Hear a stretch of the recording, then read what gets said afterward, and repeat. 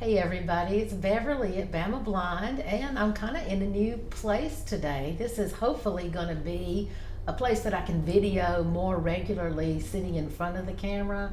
If you know me, I'm usually behind the camera. Not that I'm an awesome videoer because I'm really not, but I do a lot of vlogs where I walk around with my guide dog Gretchen. And if you've watched my channel at all, you will see me and my German Shepherd Gretchen walking around. So today's video, I'm just going to talk a little bit about what my channel is about.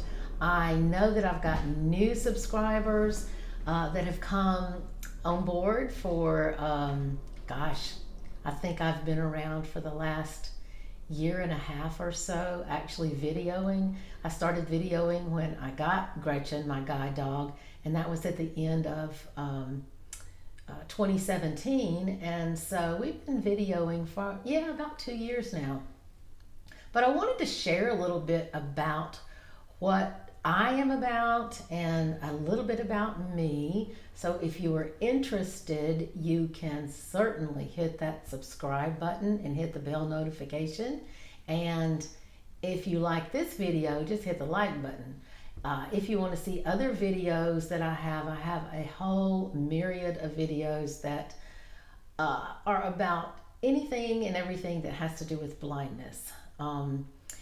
The point of me videoing on my YouTube channel is I decided that there are so many visually impaired people out there. There are so many blind people out there. If I can do something as a blind person, I just want to show other blind people that it can be done, because I haven't had any wondrous training.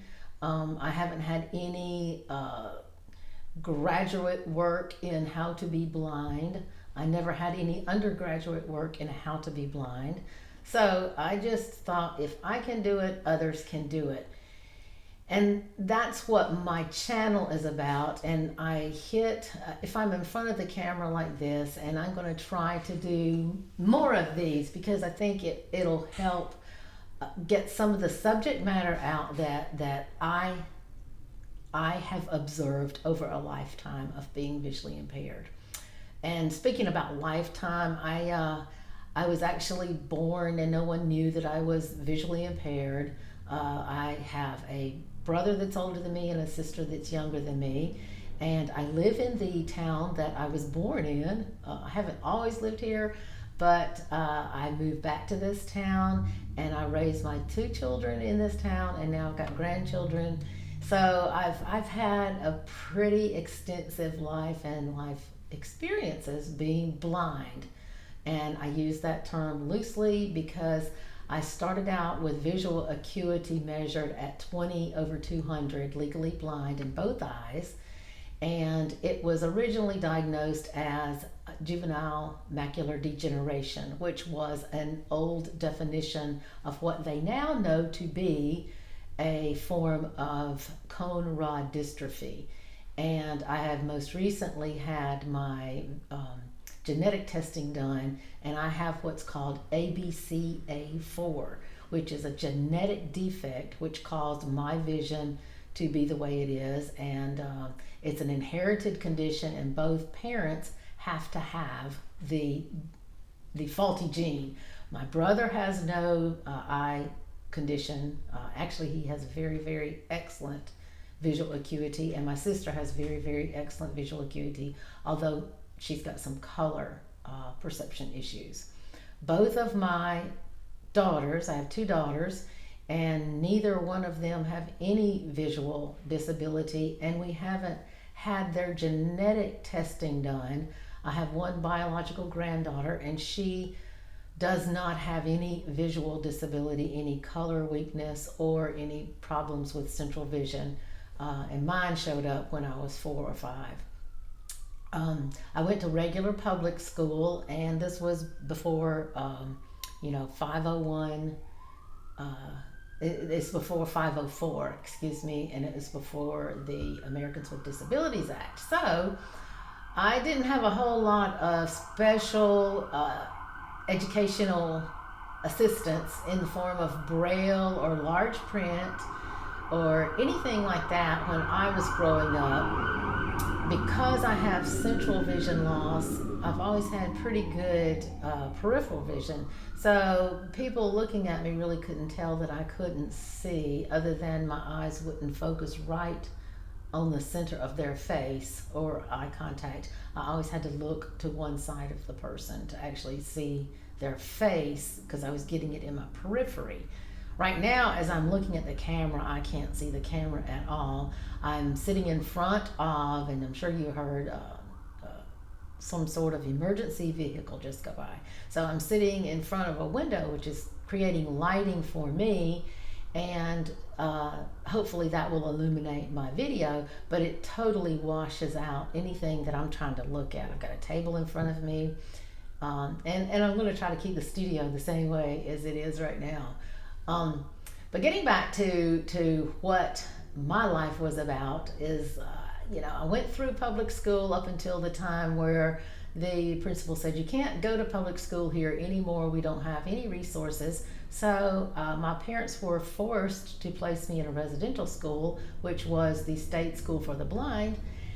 And that was awesome because I learned at that point to be blind. I learned that, okay, this is how you do things if you can't see. I had never had any role models before. I never had anybody that could tell me, okay, to get from point A to point B, and you don't have vision that can see that far, like three, 4 blocks down the street. This is how you do it. Like I said, I did have very good mobility vision. I had done gymnastics. I had done dance and lots of sports as a child, although they weren't sports like baseball. I'd never been able to track a baseball or softball or anything like that.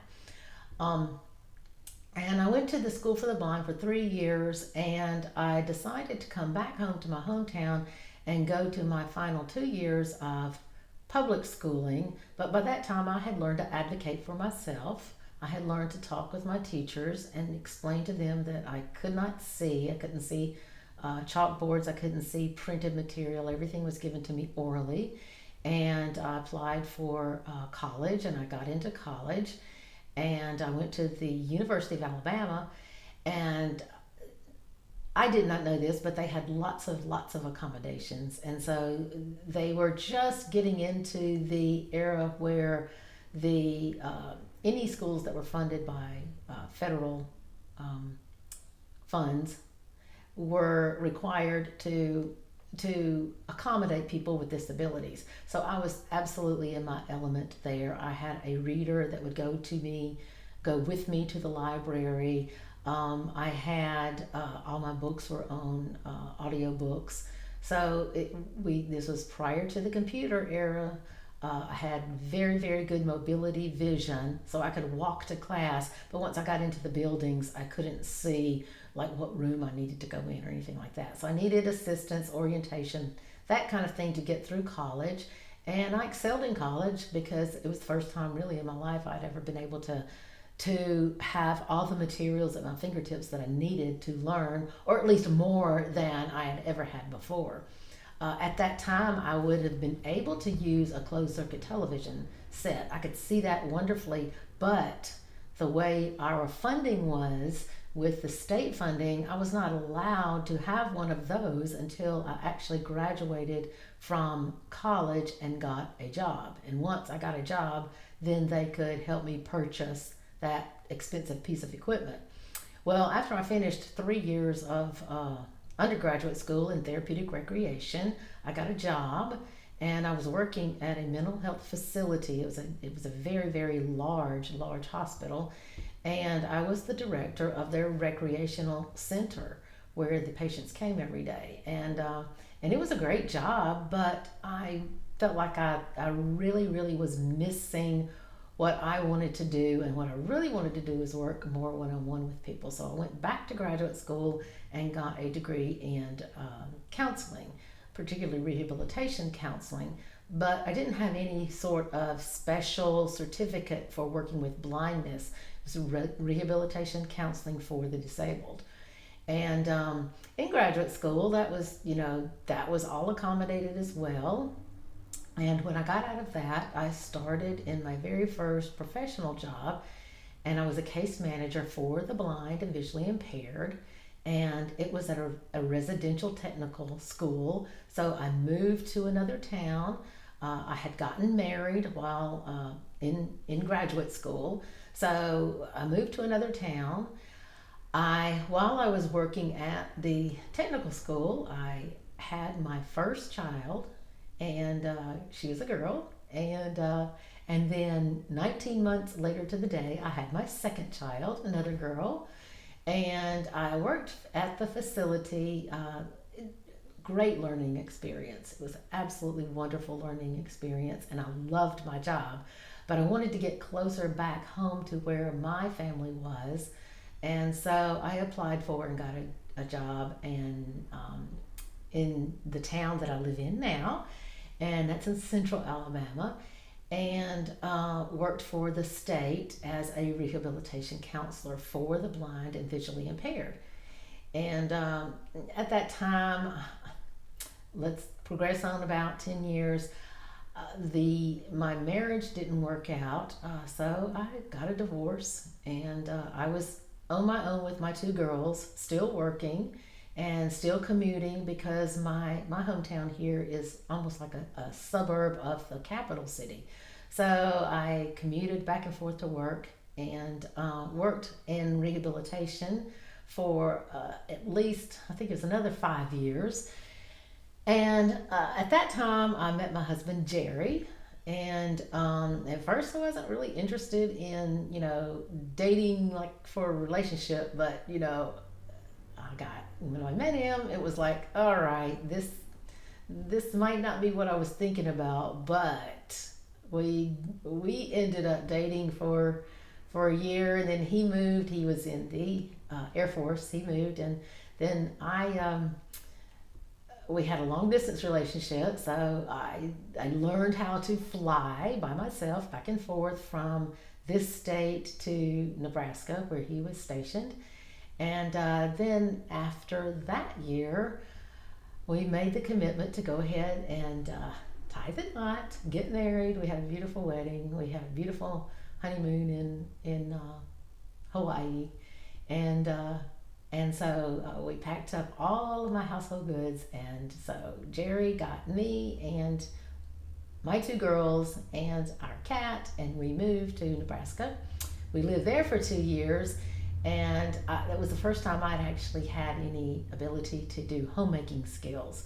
So I really learned some, how to really do some things like cooking on a full-time basis, and I'd always done cooking, hither and yon, just kind of like putting dinners together, certainly breakfast, things like that as my kids were growing. But since I wasn't working in Nebraska, I had a chance to look at that, to do those kinds of things anyway.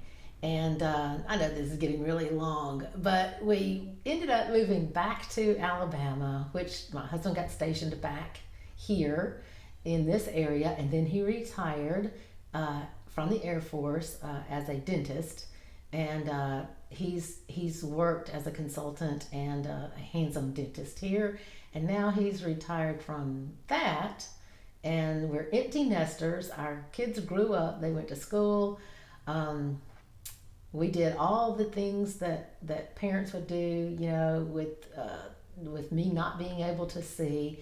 And one of the things that we did learn to do is kind of divide the household tasks, so to speak. So we created a way of doing things where I would do things that I could do with my limited vision. Throughout this time, my vision had decreased from 2200 slowly to 2400, and then beyond that, like 2800, and then to, counting fingers, and then to hand motion, and now to the point that I have difficulty seeing anything at all. I mean, I see lots of sparkles right now, lots of flashing lights, no real color.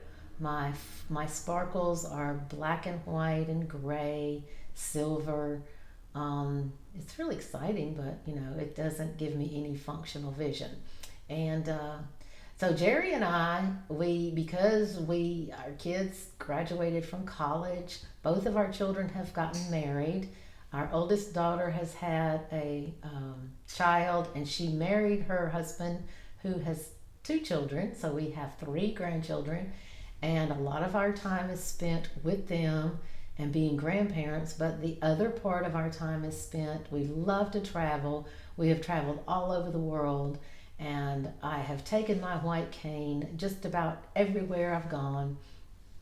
And most recently, I've gotten Gretchen, my guide dog. I applied for her at the Seeing Eye, and the application process was not that difficult for me, but I had my things in order. I had all my paperwork from eye doctors and regular doctors, and you have to get shots and things, and then their admissions team has to make sure you have mobility skills. And I had enough mobility skills to get to that training facility. And so I stayed in New Jersey for 3.5 weeks to get Gretchen.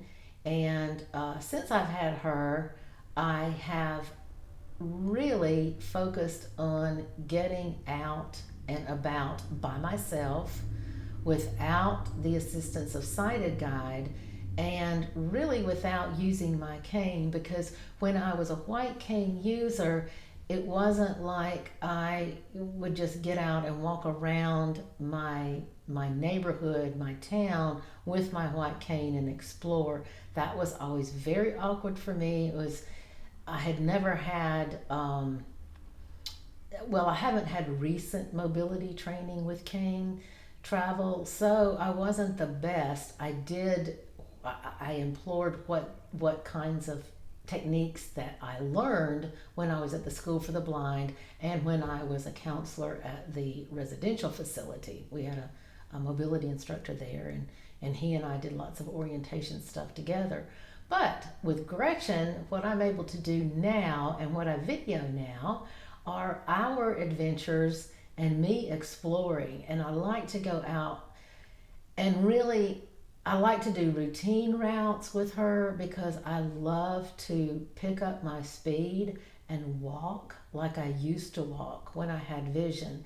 And with her harness in my left hand and on familiar sidewalks, I can just walk at the speed that anybody else is walking. So I can walk with a group of my relatives, my neighbors. I have a neighbor that last year wanted to walk with me. She had a dog, and so we worked out a way that we could walk together, and I can pretty much keep up a pretty nice, what I call a sighted pace with Gretchen.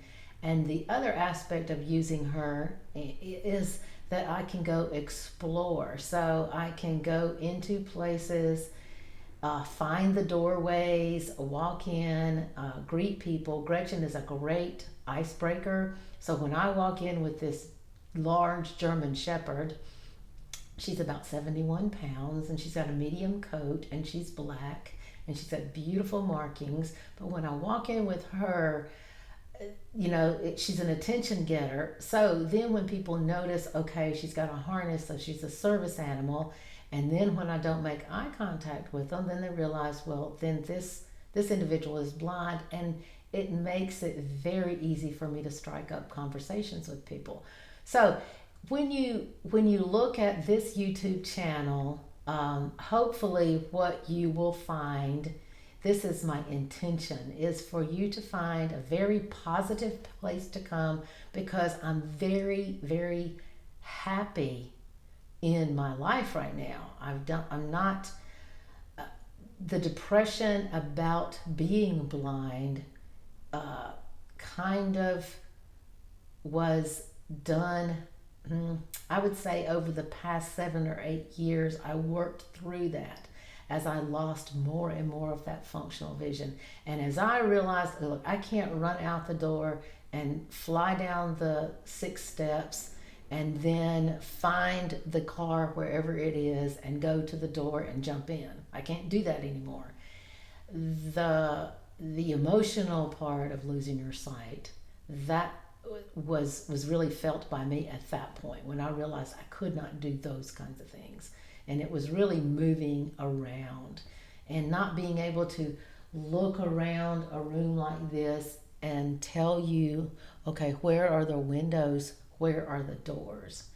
And so there was a lot of anxiety and a lot of apprehension when I was going through that part of my sight loss. And I realized I can't even see the door in this room. So, that kind of gives you an antsy feeling.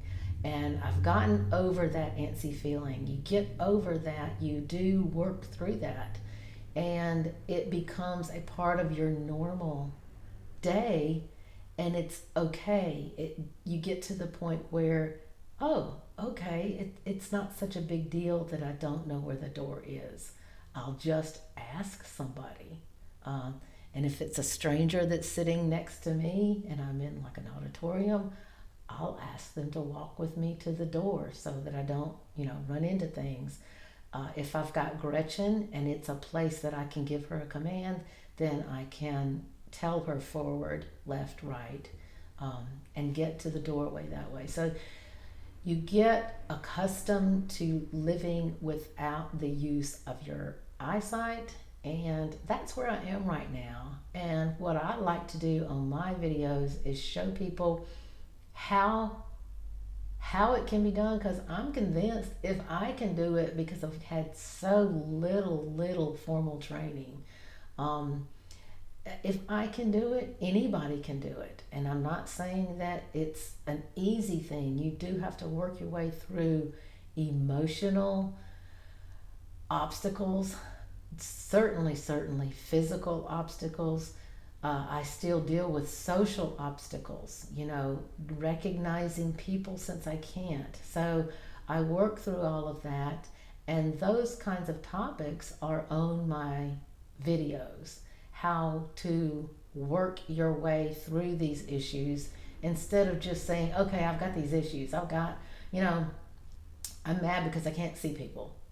That's 100% of most visually impaired people, that they can't see others, and that's really hard to get through. So my objective is to work out ways, see if I can figure out ways to overcome some of these obstacles that we hear over and over again on YouTube videos, on Facebook forums, with people that are in the visually impaired and blind community. We have very similar issues, and we're all working them out, and we all rely on each other to help us.